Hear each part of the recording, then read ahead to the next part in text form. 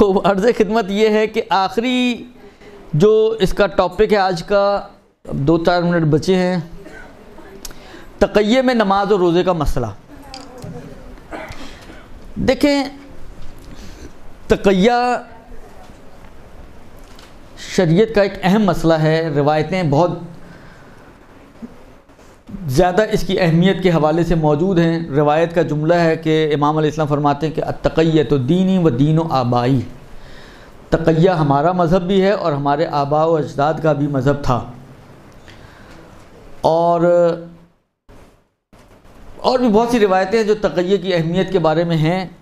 تقیہ کی علماء فقہا نے 2 قسمیں کی ہیں، ایک تقیہ خوفی ہے اور ایک تقیہ مداراتی ہے۔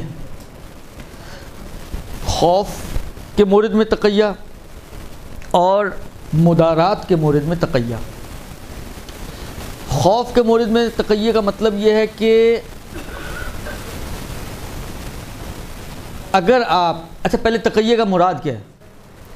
تقیہ سے مراد یہ ہے کہ آپ اپنے عقیدے یا اعتقاد کے برخلاف کا اظہار کریں، اس نقصان سے بچنے کے لیے کہ جس نقصان کا خوف آپ کی جان یا آپ کی عزت یا آپ کے مال پر ہے۔ درست؟ یعنی اگر آپ یہ خلاف اعتقاد عمل یا عقیدے کا اظہار نہیں کریں گے تو آپ کی جان کو خوف ہے، یعنی بالفعل خوف ہے، یعنی ابھی اگر واقعی ابھی آپ نے نہیں کیا تو آپ کو مار دیں گے مثلا، یا آپ کے کیا کہتے ہیں مال کو یا آپ کی عزت و آبرو کو خوف ہے۔ اس کو کہتے ہیں تقیہ خوفی، خوف کی وجہ سے تقیہ کرنا۔ اور کیونکہ حفظ نفس واجب ہے لہذا اس مورد میں تقیہ واجب ہو جاتا ہے، اور آپ کے لیے ضروری ہو جاتا ہے کہ آپ نماز ہو یا روزہ ہو یا جو بھی چیز ہو اس کو اپنے عقیدے کے برخلاف، مثلا مخالفین کے عقیدے کے مطابق نماز کو انجام دیں، مثلا ہاتھ باندھ کے پڑھنی پڑ جائے، یا مثلا فرض کریں وضو میں مثلا آپ کو مسح کی بجائے دھونا پڑ جائے پیروں کو، یا جس طرح ہم مسح کرتے ہیں اور اہل سنت جس طرح مسح کرتے ہیں سر کا اس طریقے سے مسح کرنا پڑے، یہ سارے کام آپ کو کرنے پڑیں گے۔ اگر آپ کو یاد ہو ایک بہت ہی مشہور واقعہ علی ابن یقطین کا، 7ویں امام موسیٰ کاظم علیہ الصلوۃ والسلام کی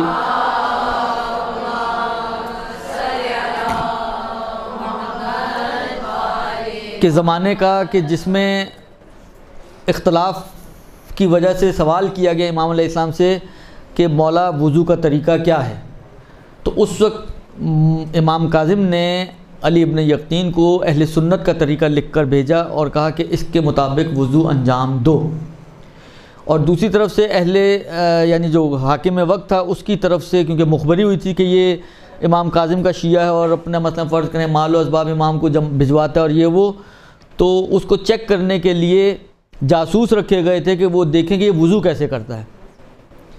تو امام کے بتائے ہوئے طریقے کے مطابق وہ اہل سنت کے طریقے سے وضو کرتا رہا۔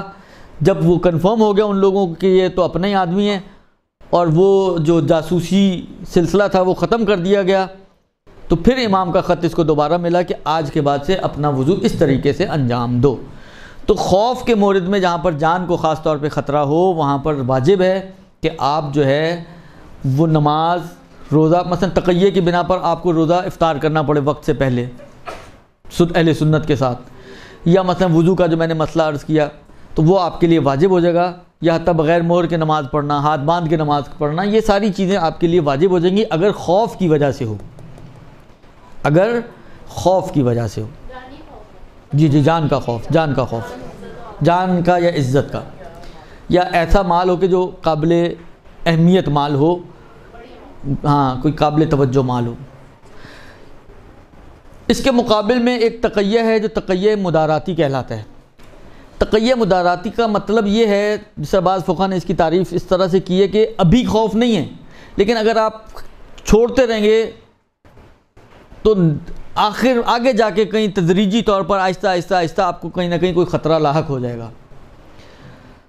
مدارات کے معنی ہوتے ہیں ہم آہنگی، یعنی مثلا مخالفین کے ساتھ جس طرح ایک نعرہ نہیں اتحاد بین المسلمین کا، یہ سمجھیں وہ والا تقیہ ہے، اتحاد بین المسلمین والا، کہ مثلا اہل سنت کے ساتھ مدارات کی خاطر، ان کے ساتھ مساوات کی خاطر، ان کے رنگ میں رنگے جانے کی خاطر مثلا اپنی بعض چیزوں کو ان کے عقیدے کے حساب سے آپ انجام دیں. جس طرح امام خمینی علیہ الرحمہ کا نظریہ تھا مکہ اور مدینہ کے بارے میں کہ وہاں پر آپ کارپٹ پہ سجدہ کر سکتے ہیں، وہ تقیہ مداراتی ہے. ایسا نہیں ہے کہ آپ یعنی کتنے لوگ کرتے ہیں سجدہ چھین لیتے ہیں، وہ ایک الگ مسئلہ ہے، لیکن بالآخر خوف تو نہیں جان کا. ایسا تو نہیں کہ پکڑا تو وہیں گردن اڑا دی، ایسا تو نہیں ہے. تو یہ جو تقیہ ہے یہ تقیہ مداراتی ہے. یا بعض اوقات مثلا ممکن ہے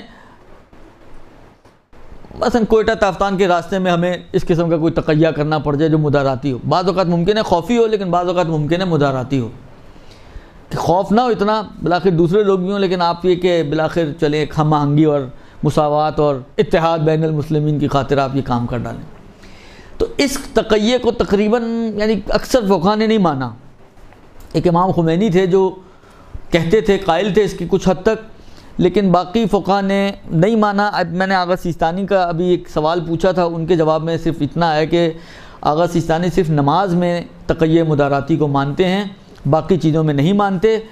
مثلا فرض کریں اگر آپ کو مسجد الحرام میں نماز پڑھنی پڑ جائے تو وہ نہیں کہتے ہیں کہ آپ ہوٹل میں جا کے مثلا فرض کریں کوئی ایسی چیز ہے کہ آپ کے پاس کوئی ایسا، دیکھیں اس میں پہلے سٹیپس ہیں. آغا سیستانی آغا خوئی وغیرہ کے حساب سے کہتے ہیں مثلا مسجد النبوی میں اگر آپ نماز پڑھ لیں جہاں پہ ہر طرف کارپٹ ہے، تو آغا خمینی تو کہتے تھے نا آپ آنکھیں بند کر کے کارپٹ پہ نماز پڑھ لیں، لیکن آغا خوئی آغا سیستانی نہیں کہتے ہیں کہ آپ آنکھیں بند کر کے کہتے ہیں پہلے ڈھونڈو کوئی ایسی جگہ ہو کہ تقیہ کی مخالفت بھی نہ ہو، اور مثلا کہیں آپ کو ایسی جگہ مل جائے زمین وغیرہ کہ جس پہ آپ سجدہ کر سکتے ہو اور تقیہ کی مخالفت بھی نہ بنتی ہو، تو پھر وہاں جا کے نماز پڑھو. لیکن یہ کہ آپ وہاں سے ہوٹل چل جائیں، اپنے ہوٹل میں جا کے مہر پہ نماز پڑھو، اگر ایسی چیز وہاں نہیں مل رہی تو اس کو بھی نہیں مانتے، کہتے ہیں اس کی بھی ضرورت نہیں، تو یہ پھر مداراتی بن جاتا ہے. تو نماز کی حد تک انہوں نے مانا ہے، لیکن غیر نماز میں انہوں نے تقیہ مداراتی کو نہیں مانا کہ باقی مثلا روزہ آپ مداراتاً کھول لیں، یا وضو مداراتاً آپ انجام دیں، یا حج کو مداراتاً مثلا وقوف وغیرہ کے مرحلے میں آپ مداراتی طور پر انہی کے، آپ کے لیے چاند ثابت نہیں ہوا ان کے نزدیک ثابت ہو گیا تو آپ مداراتاً انہی کے حساب سے وقوف وغیرہ کر لیں. تو اس کو آغا سیستانی نے پھر قبول نہیں کیا ہے. کچھ لڑکوں کے ساتھ مسئلہ ہوتا ہے جیسے یونیورسٹی وغیرہ میں، بلوچستان میں یونیورسٹی میں رہ رہے ہیں ساتھ ہاسٹل میں، پھر وہ ان کے لیے مسئلہ ہوتا ہے وہاں پہ ایسے. اب وہی دیکھنا پڑے گا نا کہ آیا واقعی جان کا خوف ہے یا نہیں ہے. اگر خوف ہے ہے تو نہیں، تو پھر نہیں ہے. دیگر جب تک نہیں ہے تو نہیں ہے، جب ہوگا تو جائز ہو جائے گا. اب مسئلہ یہ کہ صرف سوچ کر انسان جائز بنا لے تو نہیں ہوتا نا. جب خوف ہوگا تو نہ پڑھیں ایسی یونیورسٹیز میں. کوئی پڑھنا ضروری ہے ایسی یونیورسٹیز میں؟ نہ پڑھیں، کسی دوسری یونیورسٹی میں چلے جائیں. ایک یونیورسٹی تو نہیں ہے پاکستان میں. خلاصہ یہ کہ بہرحال دیکھیں، یہ میں نے بول تو دیا ہے، بولنا آسان ہوتا ہے ہمیشہ، یہ یاد رکھیں آپ. اور انہوں نے بھی سبحان اللہ کہہ دیا، سبحان اللہ کہنا بھی بہت آسان ہوتا ہے، لیکن مسئلہ یہ ہوتا ہے کہ وہی والی بات ہے، بعض اوقات آپ کا میرٹ، آپ کی افورڈ، آپ کی 10 چیزیں ہوتی ہیں کہ جس کی وجہ سے آپ باؤنڈ ہو جاتے ہیں کہ آپ کہیں اور نہ جا سکیں. لیکن بہرحال میرا اپنا خیال تو یہ ہے کہ مثلا فرض کریں یہ کہ اگر مثلا یہ بچہ اگر ایک افلاطون نہ بنے گا تو کون سا آسمان ٹوٹ جائے گا. نارمل کسی دوسری یونیورسٹی میں پڑھ لے، کسی دوسری لائن میں پڑھ لے، بالآخر ہے صحیح بات آپ کی صحیح ہے کہ تعصب بہت زیادہ ہو گیا، لیکن جب تک خوف نہیں ہے جان کا اس وقت تک اجازت نہیں ملے گی. خوف ہے تو پھر اجازت مل جائے گی. تو اس کو میرا خیال میں اسی حد تک رکھتے ہیں، باقی انشاءاللہ اگلے ہفتے دیکھیں گے. صلی اللہ علیہ وسلم. برحمتک یا ارحم الراحمین وصلی اللہ علی محمد و